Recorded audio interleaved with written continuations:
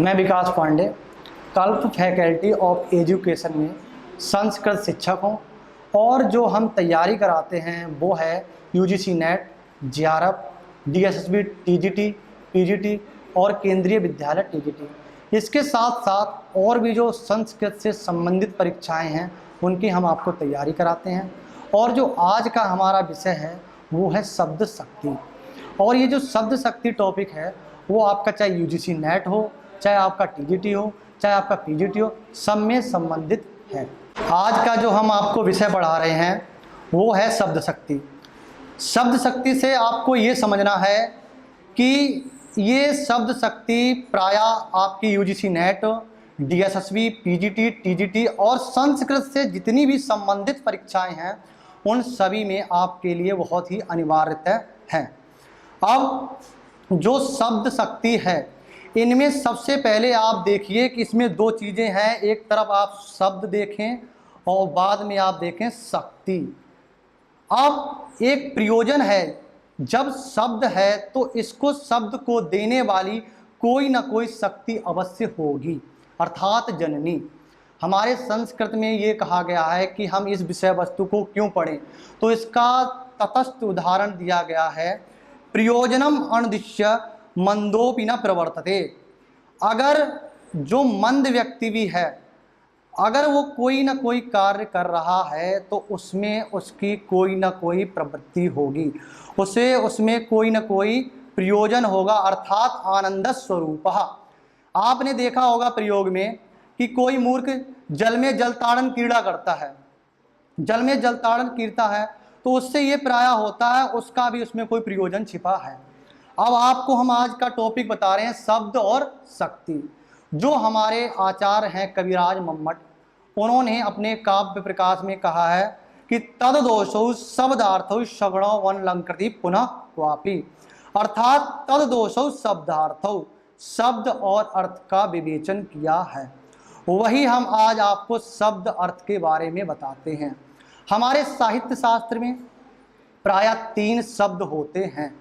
वाचक नंबर 1, वाचक नंबर 2, लक्षक और नंबर 2 व्यंग्य। अब आपको ये इस बात का बोध होना चाहिए कि जब 3 शब्द हैं तो इन 3 शब्दों को कोई ना कोई शक्ति के द्वारा ही बोध हुए हों। तो नंबर 1 की जो आपकी शक्ति आती है वो है अभिधा, नंबर 2 की जो आपकी शक्ति है वो है लक्षणा और नंबर 3 की जो आपकी शक्ति है वो है व्यंजना। आप लोगों को एक बात ध्यान रखनी है, अगर जो वाचक शब्द है वो अगर देने वाली शक्ति है तो वो अभिधा शक्ति है। अभिधा शक्ति के द्वारा ही आपको वाचक शब्द की प्रतीति होगी। अब हम एक शब्द जोड़ रहे हैं आपके सामने, गंगायाम घोषः।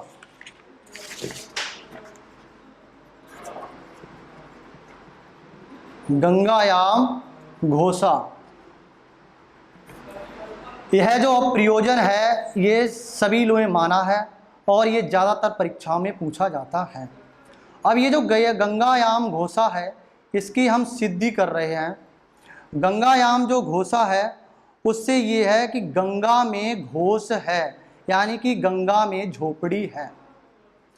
अब आप लोग साहित्य शास्त्र पढ़ रहे हो तो आपको ये बोध होना चाहिए कि गंगा में घोष है, अर्थात गंगा में घोष हो नहीं सकता है। तो जो हमारा वाचक है, जो वाच्य अर्थ है, वाच्यार्थ है, साक्षात संकेतितम यो अर्थम अभिधत्ते स अभिधा। अभिधा शक्ति का लक्षण है कि साक्षात जो बिल्कुल स्पष्ट है, संकेतित अर्थ का हमें जो बोध कराती है वो अभिधा शक्ति है। साक्षात संकेताम अभिधत्ते अभिधा, इसका नाम है संकेत ग्राहिका, मुख्य अर्थ, प्रधान अर्थ। ये आपके पर्याय हैं, आपको आने वाली परीक्षाओं में ये याद हो।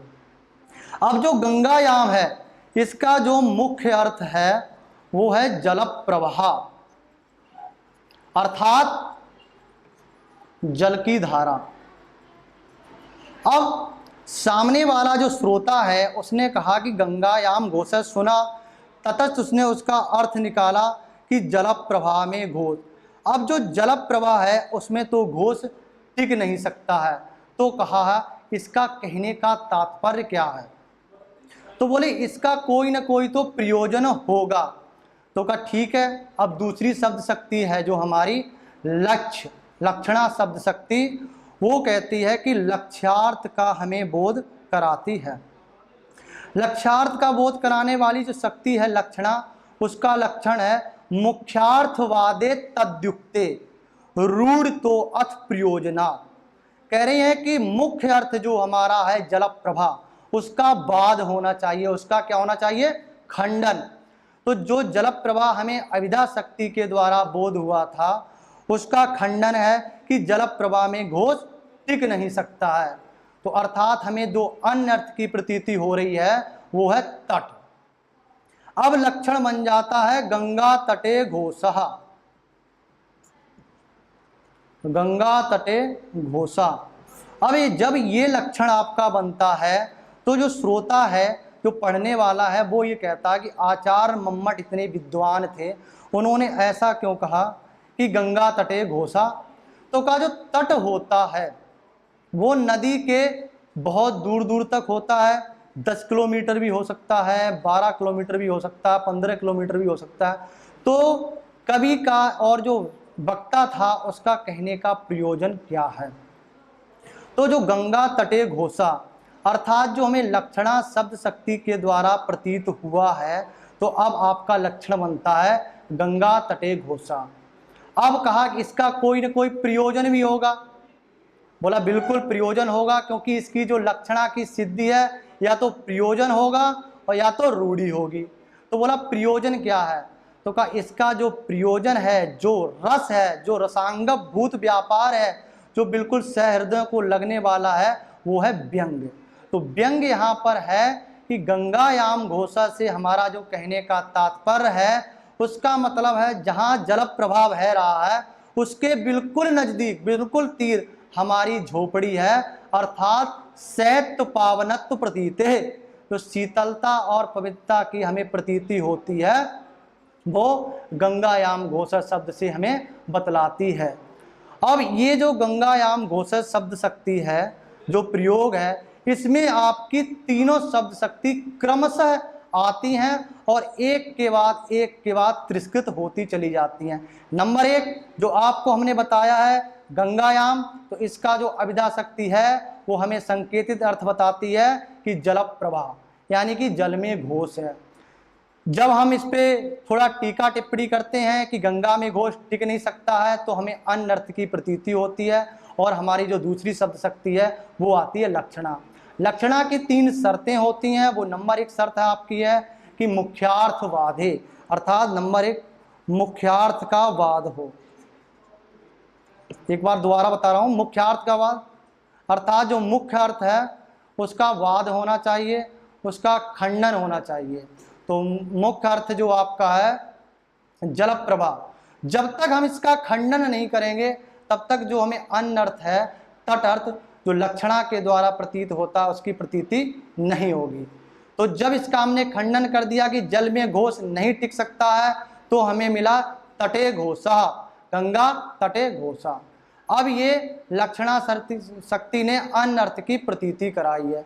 अब हम ये कह रहे हैं कि इतना प्रपंच क्यों कराया है, हमें जो तैयारी करनी है इतना आप हमें सर क्यों घुमा रहे हो, क्या इसका प्रयोजन है, क्या इसकी सिद्धि है। डायरेक्ट आपने ये क्यों नहीं कहा है कि गंगा तटे घोषा।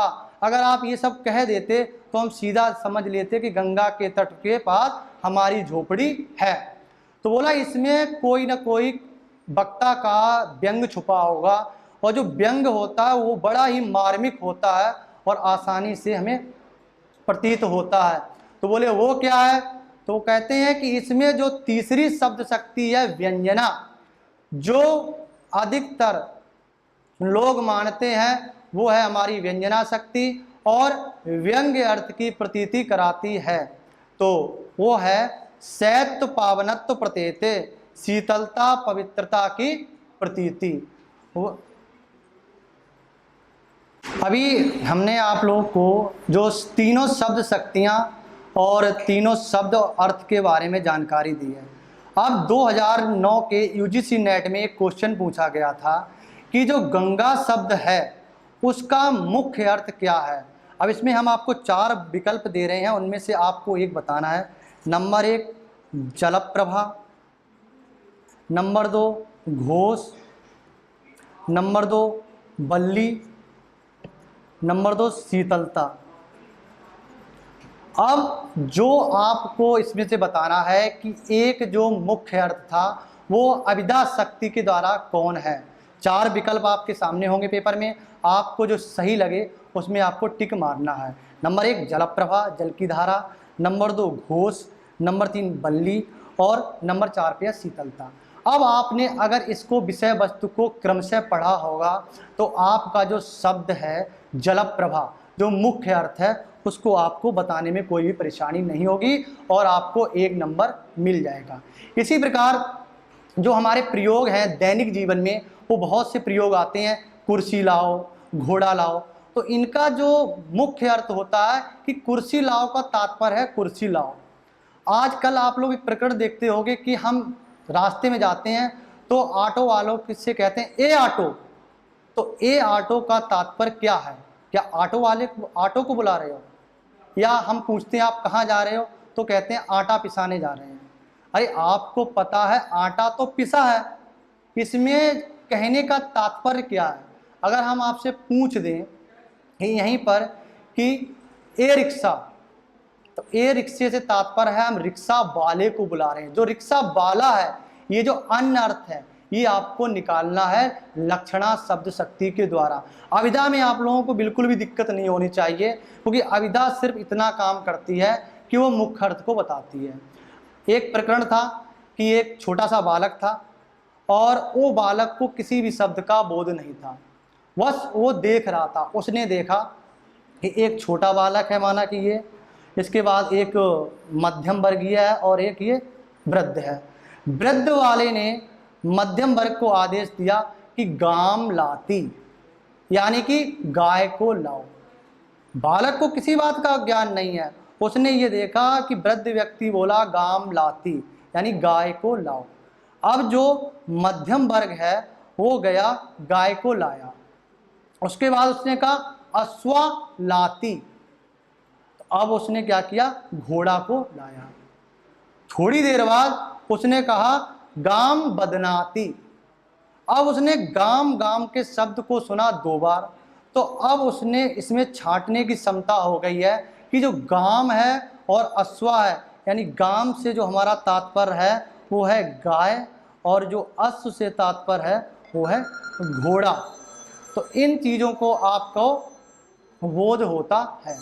तो इसी प्रकार आपको ये सारे शब्दों की जानकारी होनी चाहिए। अब हम कह रहे हैं कि किसी ने कहा कि कुंता प्रविशन्ति। अब किसी ने ये बोल दिया है कि कुंता प्रविशन्ति। अब इसी कुंता प्रविशन्ति में आपसे पूछ दिया जाए कि इसमें मुख्य अर्थ क्या है, तो कुंता का तात्पर्य है भाले और प्रविशन्ति माने प्रवेश कर रहे हैं। अब आप लोग यहाँ पर दिमाग लगाओ कि ये जो कुंता प्रविशन्ति है, भाले तो प्रवेश कर नहीं सकते हैं, तो आप यहाँ पर देख लो कोई न कोई अन्य अर्थ की प्रतीति होगी। तो हमने कहा यहाँ पर जो आपको अन्य अर्थ की प्रतीति हो रही है वो हो रही है कि कुंतधारी प्रवेश कर रहे हैं। अब कुंतधारी जो आपके हैं, यानी कि भाले के सहित जो सेना है वो प्रवेश कर रही है। तो बोला आप डायरेक्ट यही बोल देते कि कुंतधारी पुरुष प्रवेश कर रहे हैं। तो हमने कहा नहीं, इसमें जो हमारा व्यंग्य है वो है अति घनत्व। अब आपको ये अगर प्रश्न निर्माण करना हो और ये पूछ दिया जाए कि कुंतधारी पुरुष, यह शब्द हमें किस शब्द शक्ति के द्वारा बोध हुआ है, वहाँ आपका विकल्प हो अविदा, लक्षणा, व्यंजना, तात्पर्य रेखा। तो वहाँ जब तक आपको ज्ञान नहीं होगा आप इसमें से गलती कर लेंगे। बोलिए आप सबको हमारी बात समझ में आई या नहीं? चलिए, इतनी बात आपको जब तक समझ में आ जाएगी कि वाचक शब्द है, जो वाचक शब्द है वो किस शब्द शक्ति के द्वारा बोध किया जाता है। विकल्प आपके सामने होंगे 4, अविधा, लक्षणा, व्यंजना, तात्पर्य। तो आपको ये ज्ञात होना चाहिए जो अविधा शक्ति है वो हमें वाचक शब्द,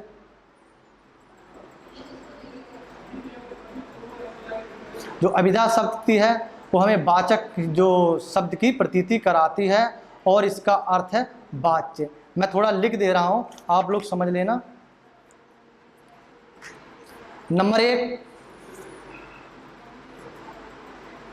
वाचक, नंबर 2 लक्षक और नंबर 3 पे आता है आपका व्यंजक।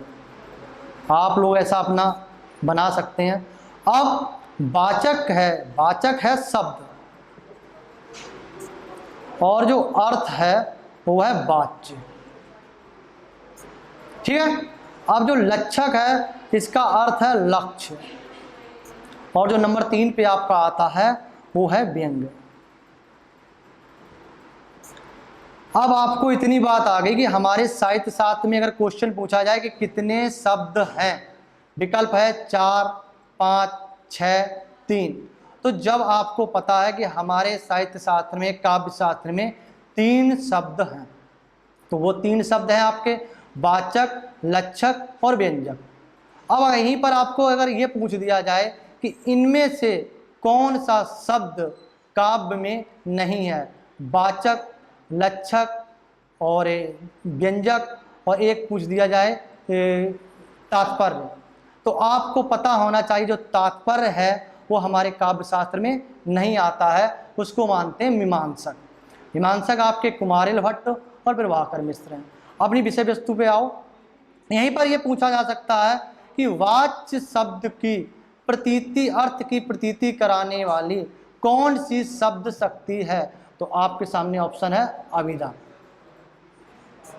अब लक्ष्य शब्द की प्रतीति कराने वाली कौन सी शब्द शक्ति है, वो आपके सामने है लक्षणा।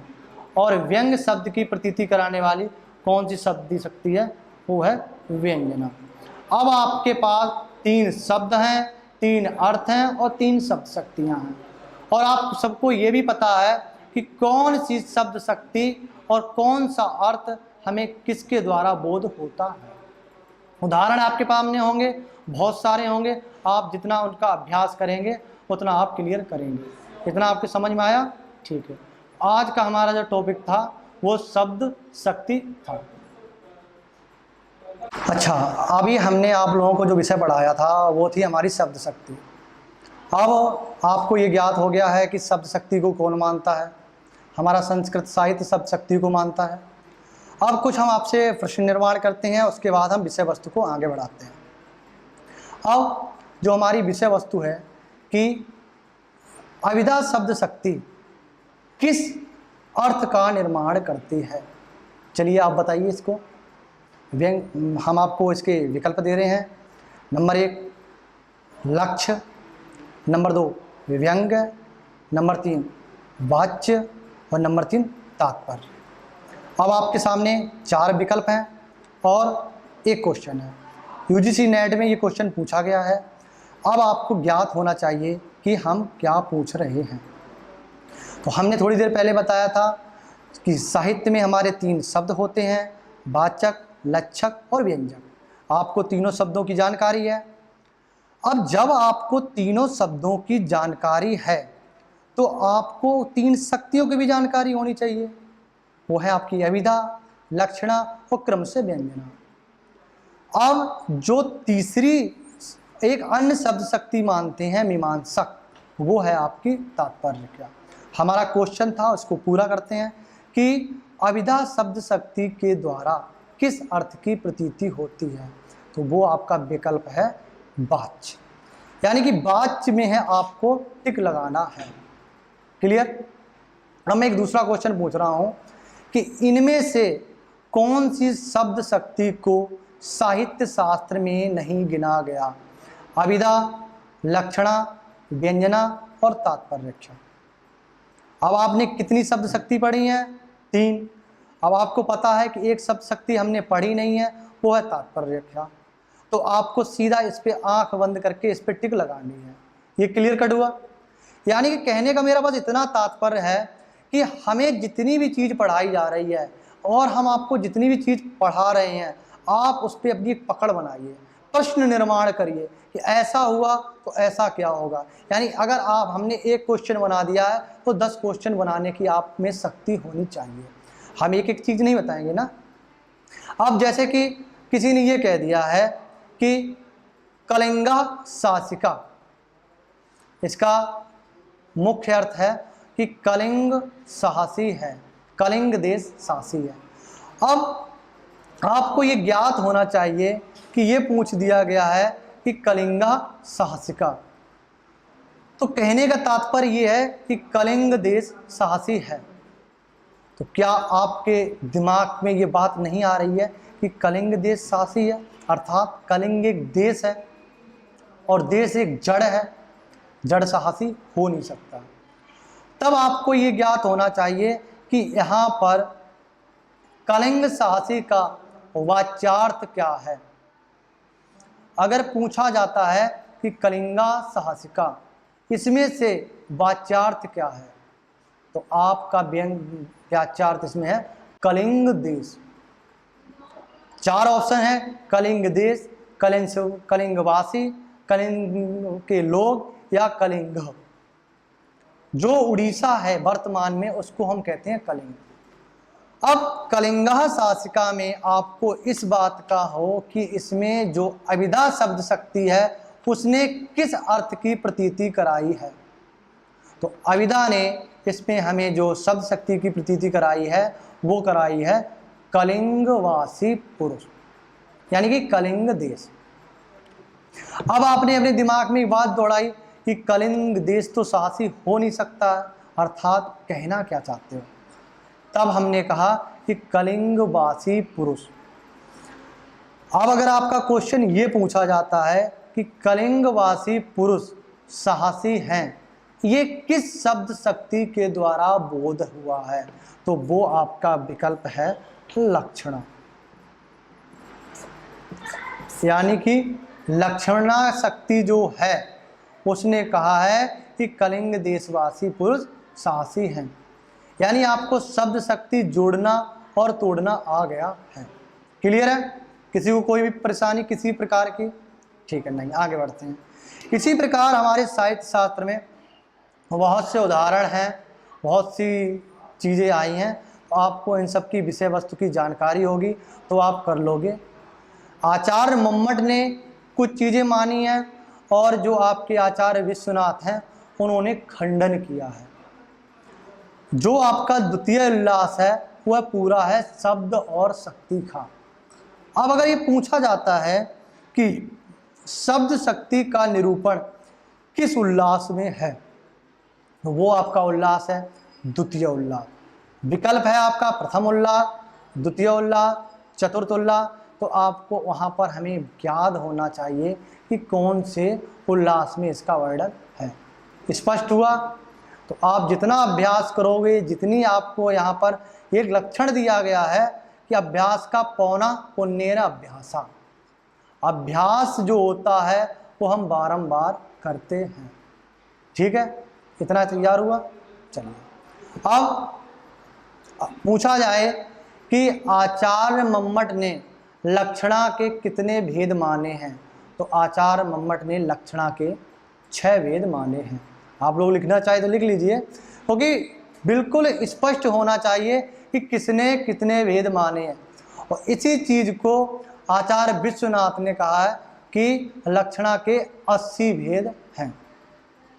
एक तरफ आचार्य 80 भेद मान रहा है और एक तरफ आचार्य 6 भेद मान रहा है। लक्षणा तेन षड्विधा। अब यहीं पर एक क्वेश्चन पुनः निर्माण कीजिए कि लक्षणा तेन षड्विधा ये किसने कहा है? भामा ने, मम्मट ने, विश्वनाथ ने या कुंतक ने? जब तक आपको इस बात का बोध नहीं होगा कि भामा ने क्या कहा है, आचार्य मम्मट ने क्या कहा, आचार्य कुंतक ने क्या कहा, आचार्य विश्वनाथ ने क्या कहा, अब आपको ज्ञान होना चाहिए कि लक्षणा तेन षड्विधा ये युक्ति काव्य प्रकाश के आचार्य मम्मट की है, तो आप बिल्कुल इसका ठीक कर देंगे कि लक्षणा तेन षड्विधा यह आचार्य मम्मट ने कहा है। ठीक है, बिल्कुल स्पष्ट है। चलिए आगे बढ़ते हैं। अब व्यंजना, आप जितना आर्थी व्यंजना और शाब्दी व्यंजना, आगे चल के व्यंजना के दो भेद कर दिए हैं, शाब्दी व्यंजना नंबर 1 और नंबर 2 आर्थी व्यंजना। जहां पर हमें शब्द के द्वारा व्यंग की प्रतीति होती है वहां हो गया आपका शाब्दी व्यंजना।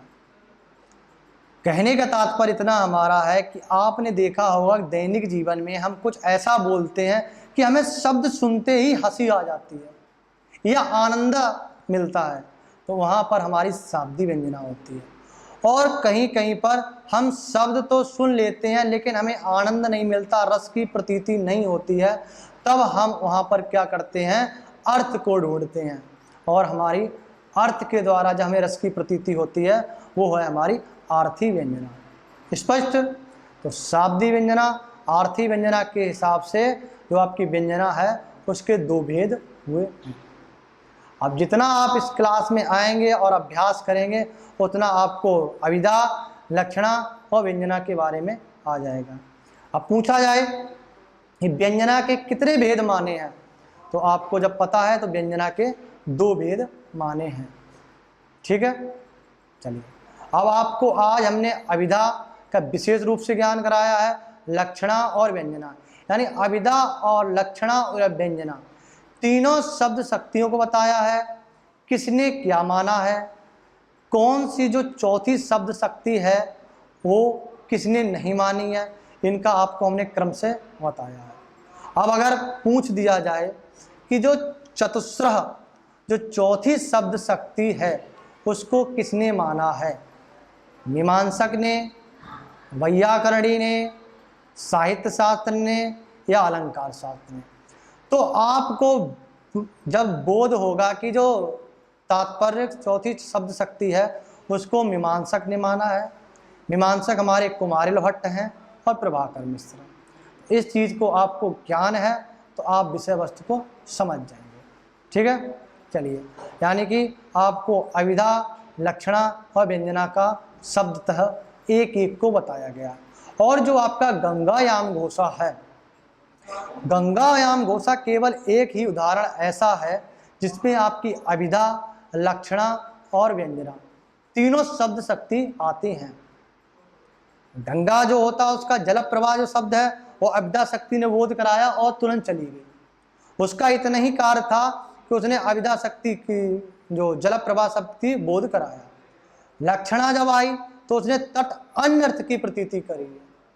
जो लक्षणा की शर्तें हैं कि अन्य अर्थ की प्रतीति कराना, तो उसने अपना अन्य अर्थ का बोध कराया और आपका जो व्यंग है, जो आनंद है, शैत्य पावनत प्रतीति वो कराया है। अब मैं थोड़ा एक विषय से हटके आपको चीज बताता हूं कि यहीं पर काव्य में एक शब्द बना है कर्मणि कुशला, यानी कर्म में कुशल है, कर्मणि कुशला। इसमें से जो कुशल शब्द है इसका अर्थ है दक्ष। अब कर्मणि कुशला यानी कहने के तात्पर्य कर्म में कुशल है, कर्म में कुशल है। कौन सा कर्म है?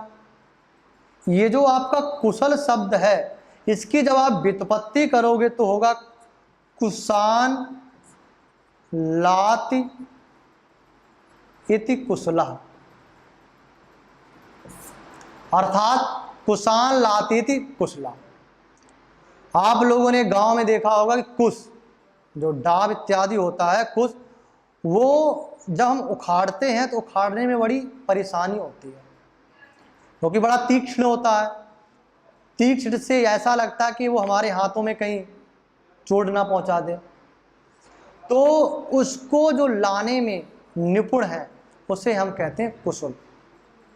आज आपके प्राय में जो शब्द हैं कुशल, दक्ष, निपुण, ये जो हम कहते हैं इनका यही तात्पर्य है कि वो साहित्य शास्त्र में निपुण है, अर्थात उसे साहित्य शास्त्र का बहुत अच्छी तरह से बोध है।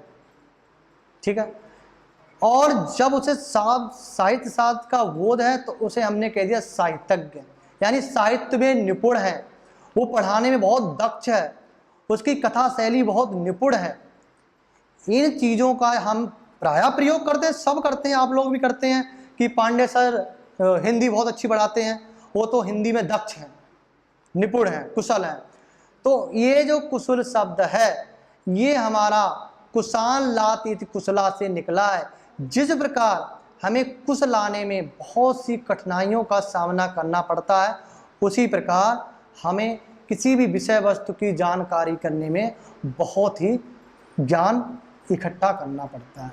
महाभाष्य में कहा गया है, एका शब्दा सुप्रयुक्ता सम्यक ज्ञाता यह लोके स्वर्ग लोते काम दुग्ध धोते। अर्थात आपको बहुत कुछ पढ़ने की आवश्यकता नहीं है, आपको इधर उधर भटकने की जरूरत नहीं है। आप उआ फुआ में मत पढ़िए, आप एक शब्द का प्रयोग करिए, उसका सम्यक ज्ञान करिए और उसका सम्यक प्रयोग करिए। अर्थात एक शब्द जो है वह एक शब्द से तात्पर्य साहित्य शास्त्र, पुराण शास्त्र, अलंकार शास्त्र, व्याकरण शास्त्र। आपने एक में अच्छा ज्ञान कर लिया, उसका अच्छा सा अनुकरण कर लिया और उसका बोध कर लिया, तो आपको चाहे वो स्वर्ग हो चाहे वो लोक हो, आपको वो कामधेनु के समान दुग्ध देगा। कल्पित वृक्ष कहते हैं मातेव रक्षति पितेव हितेव नियंकते।